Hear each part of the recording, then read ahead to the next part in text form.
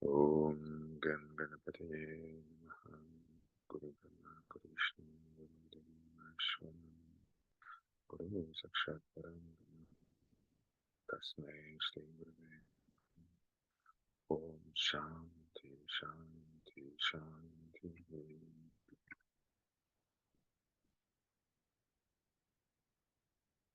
Bonjour, Namaskar.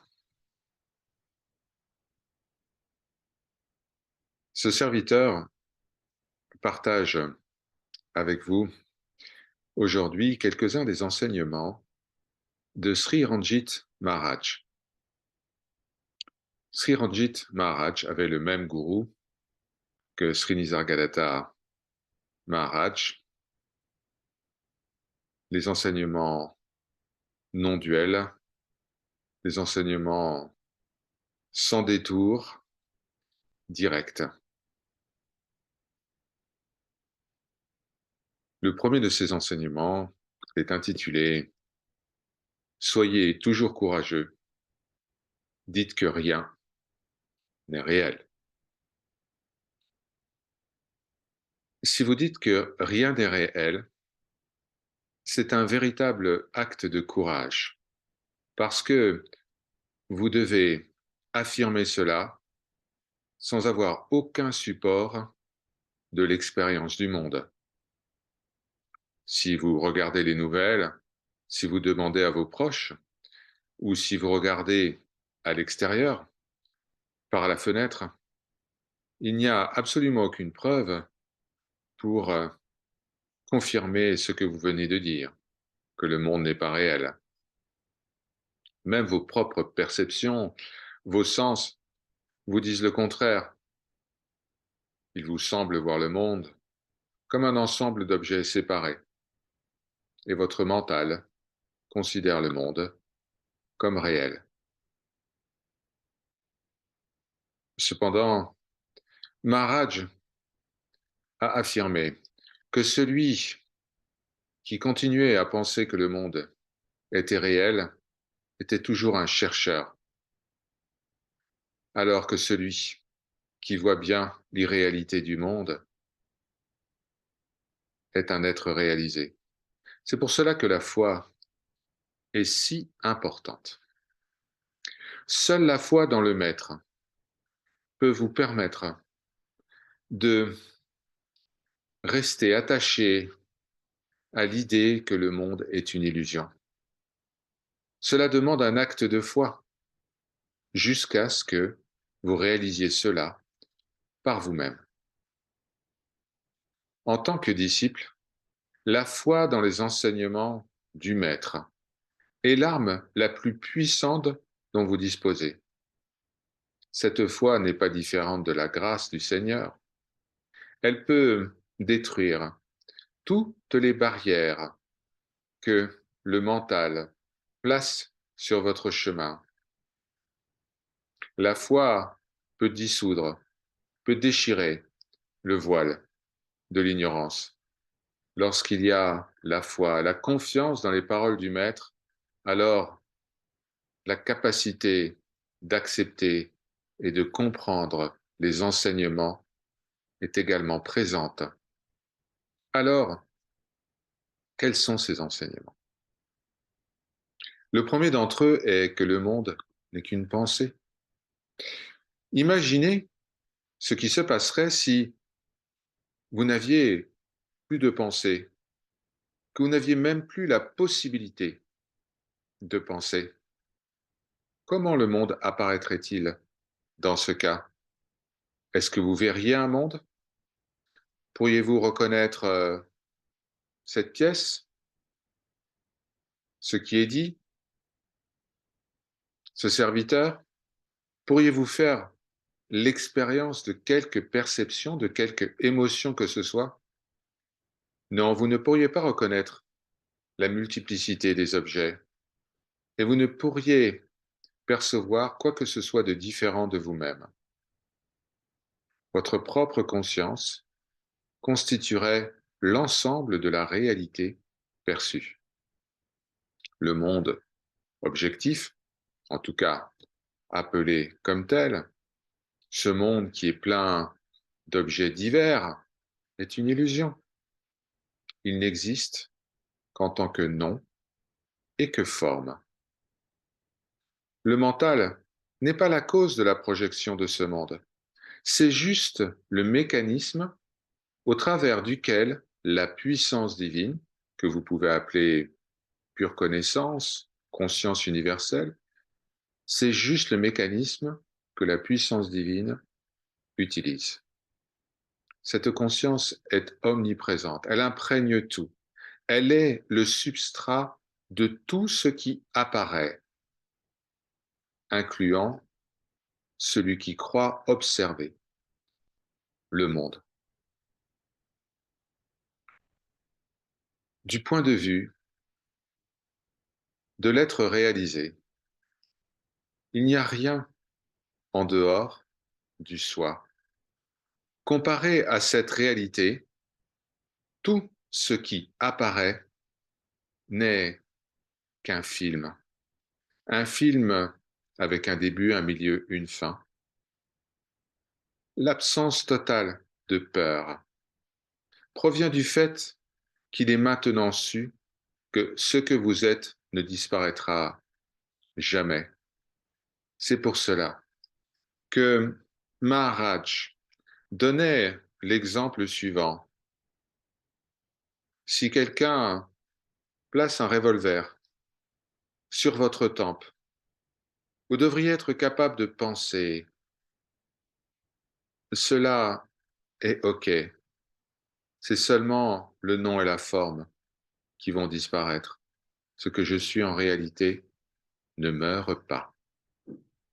Cela peut paraître extrême, mais c'est une affirmation qui indique quel est le but. Tant que vous êtes un cherchant, eh bien, cela sera parfaitement normal de ressentir de la peur dans cette situation, parce que vous n'êtes pas encore certain que vous n'êtes pas le corps. La certitude provient du fait que vous connaissez la réponse à la question qui suis-je, au-delà de tout doute. La peur de la mort est une indication claire que vous devez continuer à chercher la réponse à la question qui suis-je.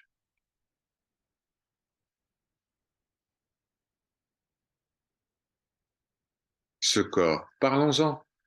Ce corps est juste une enveloppe. Dans le Vedanta, le corps physique est en réalité une des 5 enveloppes. On appelle ça kosha. Toutes ces enveloppes, de la plus subtile à la plus grossière étant le corps physique, tout cela est une apparence projetée sur l'écran de la réalité. Si vous imaginez que le corps est quelque chose qui existe par lui-même, vous faites une erreur. Un saint en Inde, appelé Tukaram, a même déclaré: j'ai commis un péché mortel en imaginant que le corps était réel. Le corps est une illusion. Il semble émerger, il semble se maintenir pendant un moment, et puis il disparaît. Tous les problèmes. Tous les problèmes proviennent du fait que vous imaginez que vous êtes le corps. Si vous voyez l'illusion comme une illusion, alors il n'y a pas de problème. Le corps demeure là. Il ne peut vous nuire en aucune manière. La connaissance de votre existence en tant qu'être vivant dépend de la présence du corps physique. La nourriture qui est consommée par le corps est ensuite raffinée. Et le produit de ce raffinement est la connaissance de je suis. Cette connaissance est ce qui vous permet de faire l'expérience du monde et d'imaginer agir au sein de ce monde. Selon le Vedanta, le nombre de respirations que le corps va effectuer est prédéterminé. Et lorsque ce nombre est atteint, le corps physique disparaît. À ce moment-là, il n'y aura absolument rien qui subsistera, parce que la connaissance repose sur l'idée de je suis un corps. Et toute l'idée de ce monde, toute la projection du monde dépend de la connaissance.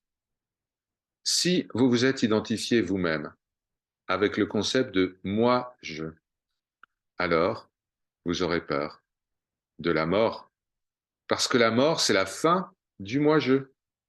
Cependant, avec la véritable connaissance du soi, vous comprendrez que votre véritable nature est au-delà de toute description. Vous saurez également que vous ne serez affecté nullement par la disparition du concept moi-je.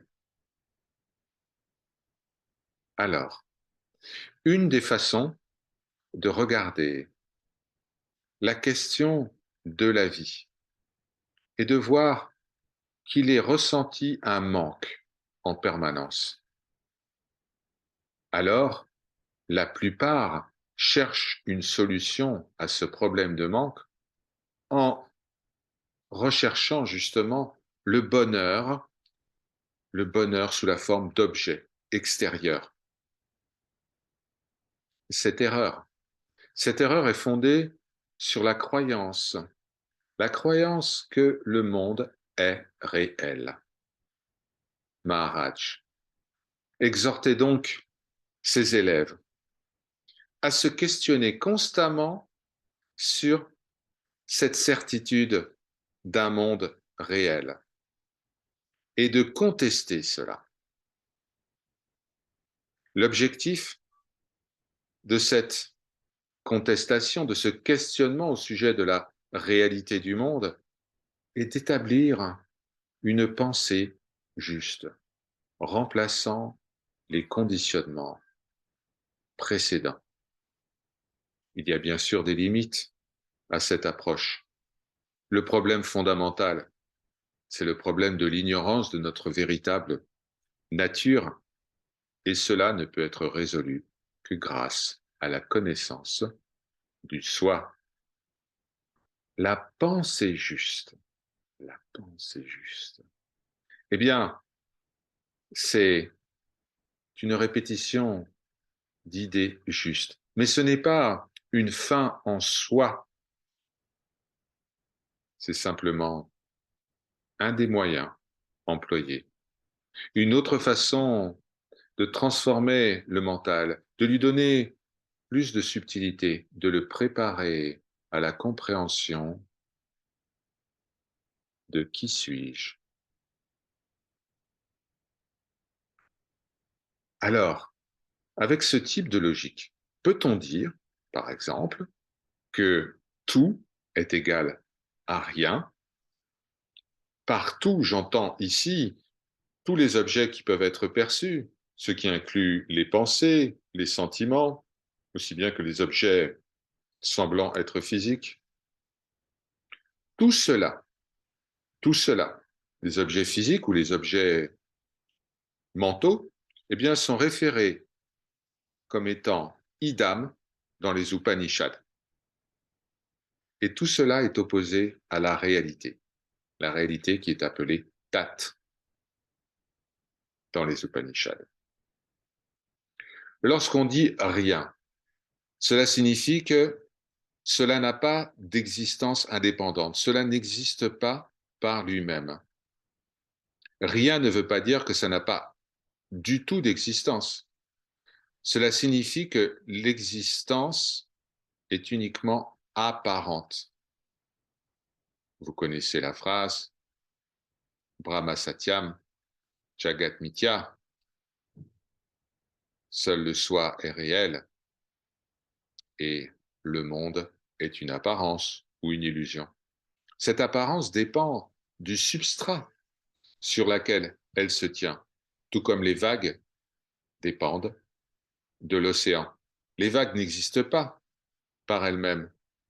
Elles existent d'une certaine manière, parce qu'il y a ce mot vague qui leur a été donné.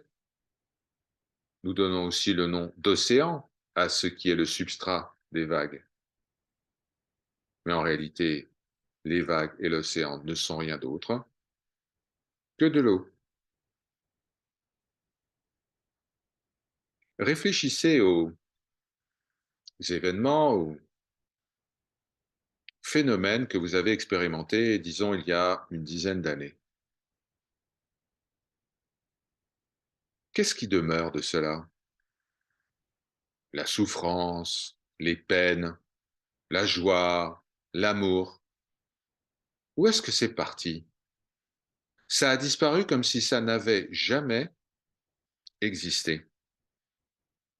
La même chose va se produire pour votre expérience quotidienne. Eh bien, un moment arrive, et dès qu'il arrive, eh bien, il disparaît instantanément. Lorsque la mort se produit pour le corps physique, qu'est-ce qui va rester de la vie? Quelle va être la totalité des expériences qui ont été accumulées? La réponse est zéro. Rien ne se produit, rien ne s'est jamais produit. C'était un rêve. Seul le substrat immuable au sein duquel les expériences semblent apparaître et disparaître, seul ce substrat est réel.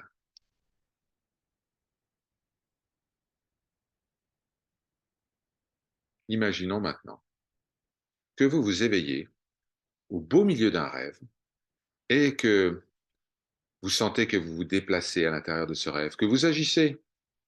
Vous voyez le décor, vous voyez des gens, ce qui inclut votre propre personne. Mais en même temps, vous êtes conscient de vous-même et vous êtes conscient que ce rêve se produit en vous. Eh bien, si vous aviez cette lucidité durant le rêve, ne seriez-vous pas totalement indifférent à tout ce qui se produit si vous savez que c'est un rêve? Vous sentiriez-vous menacé de quelque manière que ce soit, ou impliqué, ou investi? Eh bien, c'est ce type d'indifférence, de détachement, vairagya en sanskrit, qui est vécu par l'être réalisé. Le détachement par rapport aux objets physiques ou mentaux de ce monde se produit naturellement, sans effort. Tout cela parce que les objets de perception sont compris comme étant vacuité. Les choses ne sont pas ce qu'elles semblent être. La notion, la notion dominante aujourd'hui qu'il y a une personne qui fait l'expérience de sa vie est une illusion. En réalité, tout ce qui existe est la conscience libre, qui n'est impliquée en aucune manière par le film du monde. Celui qui sait cela et qui voit cela directement, celui-là est un roi. Il est au-delà de la loi de causalité, du karma. La personne ignorante qui imagine que le film est réel reste un esclave de cette idée appelée le corps et le mental.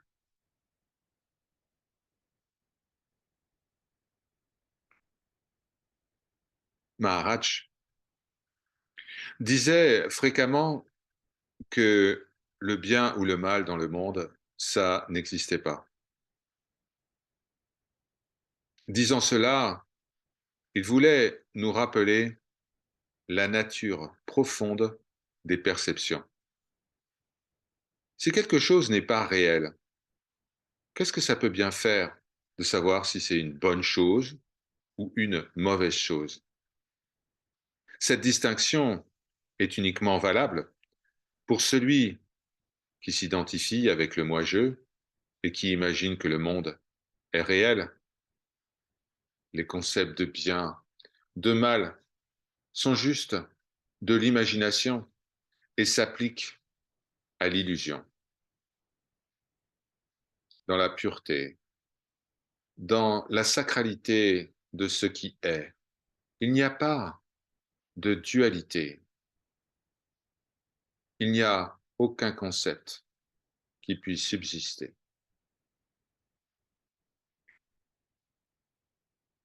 Si vous étiez une vague sur l'océan et vous commencez à vous imaginer comme étant quelque chose de séparé, alors vous évolueriez à la surface de cet océan et vous seriez déplacé à droite et à gauche et vous perdriez contact avec la réalité, c'est-à-dire avec l'eau dont vous êtes entièrement composé. C'est ce qui se produit avec l'ignorance. Cela n'est pas séparé de Brahman, de la conscience universelle, mais l'idée de j'existe en tant qu'individu a été capturée, appropriée. Tant que cette illusion persiste, le mental continuera à projeter votre attention sur ce qui n'est pas réel.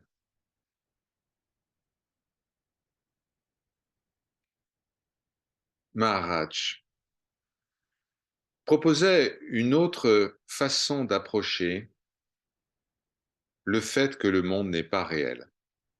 La réalité est la conscience absolue, mais elle ne peut se percevoir elle-même puisqu'elle est une. Afin que la connaissance absolue puisse savoir qu'elle existe, elle doit se manifester et devenir deux. Le monde est comme un miroir que l'absolu tient devant lui afin de se contempler. Mais ce reflet n'a aucune existence propre. Cet acte de manifestation est à l'origine de la création de la dualité. Et lorsqu'il y a dualité, à savoir un observateur, eh bien, il faut un sujet, un objet d'observation. Et cette observation est le monde. Dans le premier chapitre de l'Amrita Bunnav, Yaneshwar, qui était un grand saint marathi du XIIe siècle, décrit l'apparence de ce monde. Et il dit que c'est en réalité le jeu, la danse de Shiva, l'absolu non manifesté, et Shakti, son épouse, la puissance divine manifestée. Il dit, à à travers elle, la vacuité absolue apparaît sous la forme du monde manifesté, mais l'existence de la manifestation repose sur le Seigneur non manifesté. Shiva devient son bien-aimé, mais sans la présence de Shakti, aucun univers n'existe. Par leur grâce, Om, Shanti, Shanti, Shanti.